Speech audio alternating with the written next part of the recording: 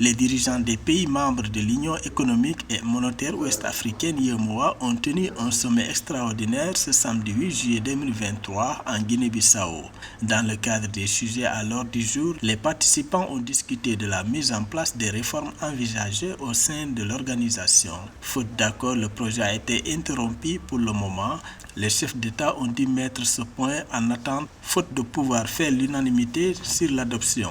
En réponse aux divers commentaires, les parties prenantes ont envisagé une refonte des textes de l'organisation pour l'harmonisation. Ces travaux sont prévus pour octobre 2023.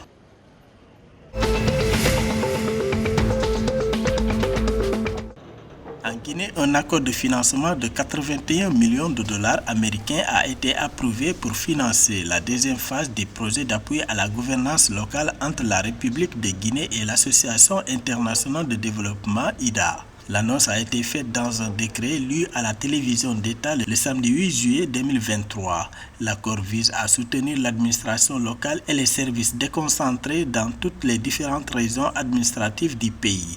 Il permettra également de financer des services communautaires ainsi que l'adaptation des communautés locales de Guinée à la résilience face au changement climatique.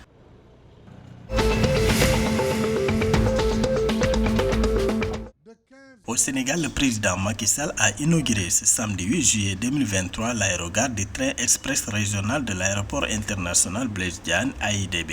De 15 trains à la première phase pouvant accueillir chacun jusqu'à 565 passagers, le TER passera à 22 trains dans la deuxième phase pour permettre aux voyageurs de rallier l'aéroport Blaise Diagne, en plus de l'autoroute. Dans son allocution, le chef de l'État a rappelé que cette infrastructure moderne, harmonieusement intégrée dans l'écosystème architectural de l'aéroport, porte en effet le symbole du Sénégal en construction, le Sénégal des chantiers de l'émergence qui avance à grands pas sur la voie du progrès.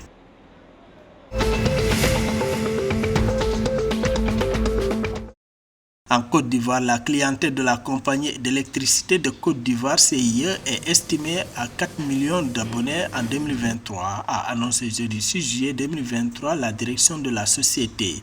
Selon la CIE, les fonds apportés par l'État et les organisations internationales dans le cadre du programme Électricité pour tous ont assuré l'accès des ménages au réseau national moyennant une contribution de 1 000 francs CFA. La CIE a également souligné que ce flux de clientèle toujours plus important a impacté la gestion des biens de communication. À cet effet, des solutions ont été mises en place tant au niveau technique que technologique.